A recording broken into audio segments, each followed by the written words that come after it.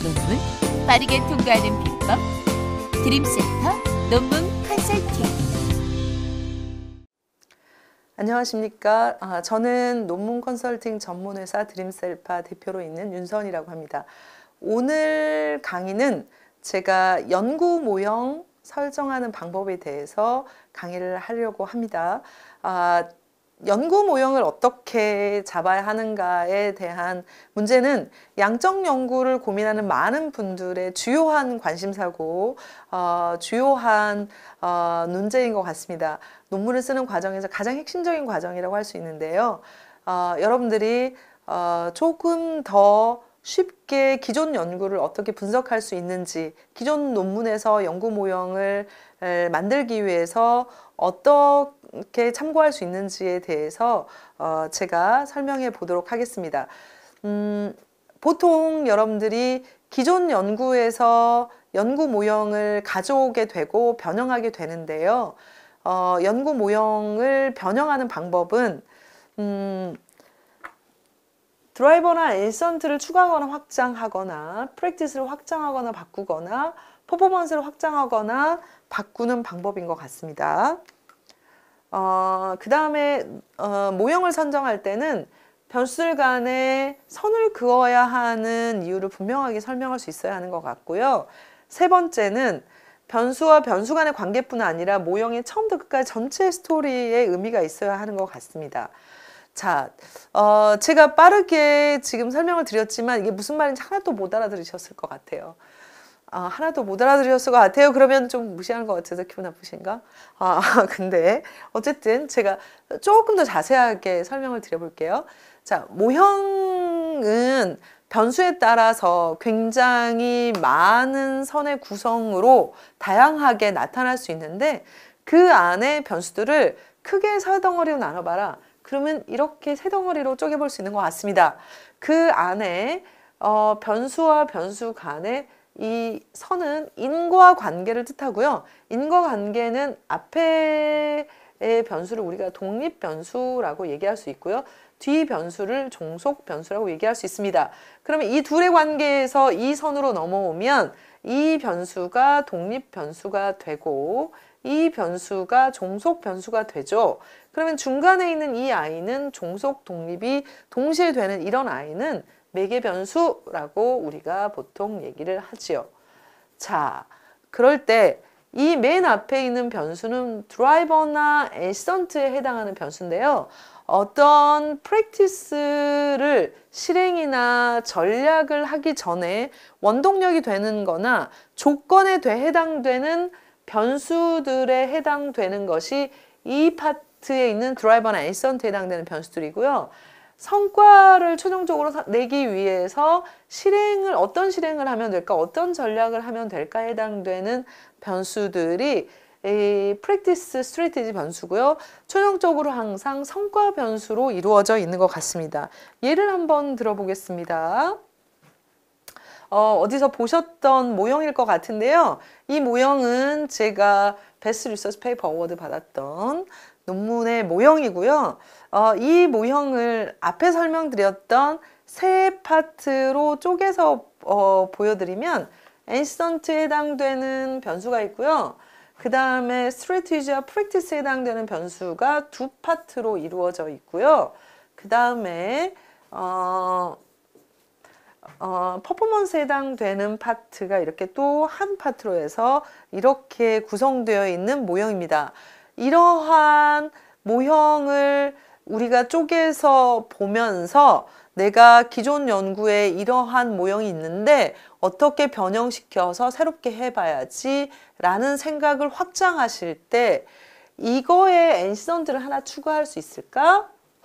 혹은 여기에 어떤 스트래티지를 하나 추가할 수 있을까?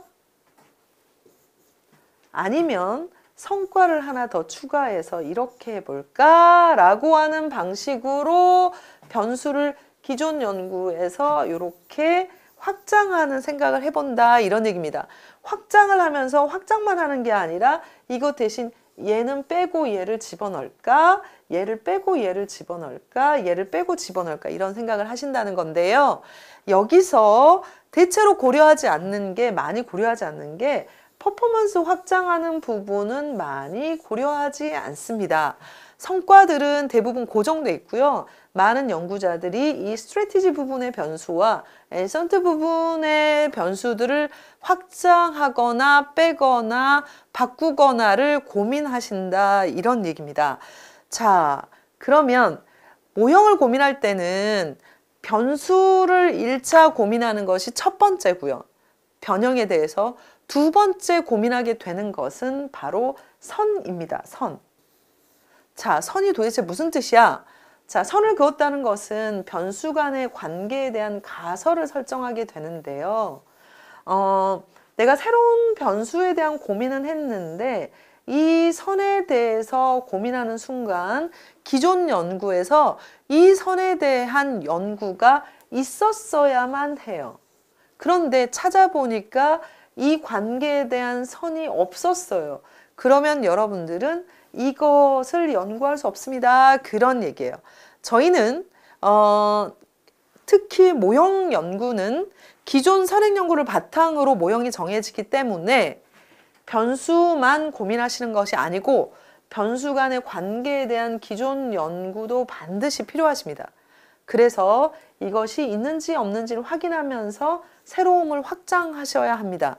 자, 여기에 또 한 가지 팁을 드리면, 많은 분들이 이 연구 모형을 정할 때, 자, 여기까지는 또 많이 아세요. 기존 연구에서 분석을 해서 새로운 변수를 넣고 빼고, 또 변수 간의 관계가 있나 없나를 기존 연구에서 찾아서, 자, 여기까지 있었어.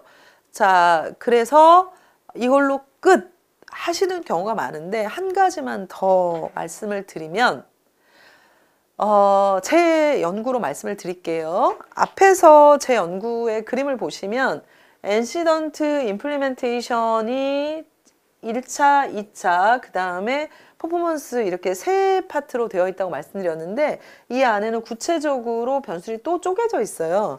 그래서 요거를 전체적으로 나열해서 한 그림이 이 그림인데요.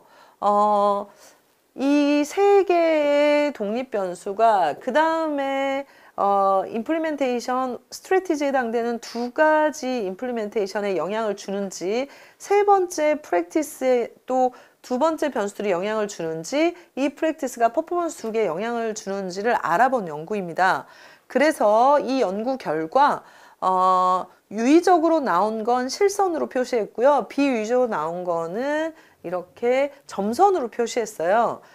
자, 그러면은 변수 간의 관계에 대한 것도 다 검증이 끝났는데, 저는 이 연구의 의미를 설명할 때 변수 간의 관계 어떤 게 얼마나 어떻게 나왔다라고 하는 데서 끝내지 않고요. 이 설명을 하나 덧붙였습니다. 자, 이 설명의 그림을 한번 보시면 연구의 변수의 시작에서부터 끝까지 어떠한 흐름이 있는 걸 아실 수가 있는데요. 자, 왜 이래? 이런 걸 생각하실 수도 있겠지만 제가 설명을 좀 해보겠습니다. 자, 앞에 있는 세 개 변수가 다음 변수로 갈 때 두 가지 종류의 방향이 있는데, 위의 변수의 방향과 아래 변수의 방향이 있다면 위의 변수로 가는 방향이 실질적으로 유의적으로 나왔으면서 이 선의 요 값보다는 이 값이 더 큰 것을 알 수 있습니다. 그러면 전체적으로 가는 이 방향들이 아래 방향보다는 의미가 있게 나왔고요. 이 방향이 당연히 유의적으로 나왔고요. 그 다음에 이 두 방향을 살펴보면 아래에 있는 방향보다는 위에 있는 방향이 요거보다는 요 아래, 베타값 빠졌다. 죄송합니다. 이 아래에 있는 베타값이 더 컸고요. 그 다음에 요 두 개를 살펴보면 아래에 있는 선보다는 위에 있는 베타값이 더 컸고요. 그리고 이 방향이 같아요. 그 말은 제가 선정한 모든 변수가 어떠한 단계를 통해서 최종 비즈니스 퍼포먼스를 낸다라고 하는 것을 검증하게 됐거든요. 그래서 이 연구 변수들 간의 전체 흐름의 스토리를 하나 설명했습니다. 자, 그래서 다시 말하면 논문 작성 과정에서 모형을 선정할 때 기존 연구에서 모형을 변형할 때 변수를 추가 확장 바꾸거나 하면서 해야 하고 반드시 변수들 간의 선을 그어야 되는 이유를 분명히 설명할 수 있어야 하고 설명한다는 말은 이론적 근거를 반드시 찾아야 하고 그 다음에 이러한 변수와 변수 간의 관계뿐 아니라 모형 전체 처음부터 끝까지의 전체 스토리가 의미 있는 이야기가 있다라고 하는 것을 설명할 수 있는 모형을 정하시는 것이 여러분 논문에서 좋은 모형을 만드는 방법이고요. 그것을 맨 나중에 시사점을 쓸 때 이 부분의 전체 스토리를 설명하면 논문이 갑자기 확 좋아져요. 자, 뭐 또 한 가지의 팁을 드린다면 연구 결과의 불리한 선은 긋지 않는 것을 고려하시는 게 좋겠습니다. 이런 내용입니다. 자, 이 이야기를 하는 건 굉장히 좀 조심스럽기도 하고 여러분들이 이해를 하실 수 있을지를 잘 모르겠지만 이런 모형을 정해서 여러분들이 연구를 하고자 하셨다면 제가 좀 잘 안 보이죠? 네, 여기서 설명할게요. 자, 처음에 이렇게 선을 그어서 연구를 시작했는데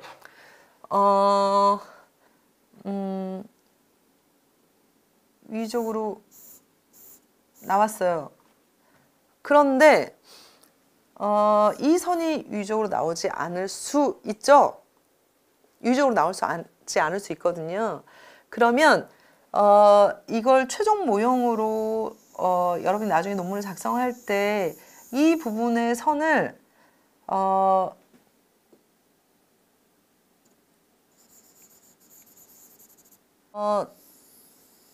처음부터 여기 있던 선이 없었던 것처럼 네, 이렇게 모형을 다시 그릴 수 있거든요. 그래서 연구 결과에 불리한 선을 긋지 않는 것을 또 여러분들이 모형을 최종적으로 확정하실 때 분석 결과가 나오고 나서 모형을 변형시킬 수 있다고 하는 상황들도 고려하시면 좋겠습니다. 오늘 강의는 여기서 마치도록 하겠습니다. 저는 논문 컨설팅 전문 기업인 드림셀파 대표 윤선이었습니다. 감사합니다.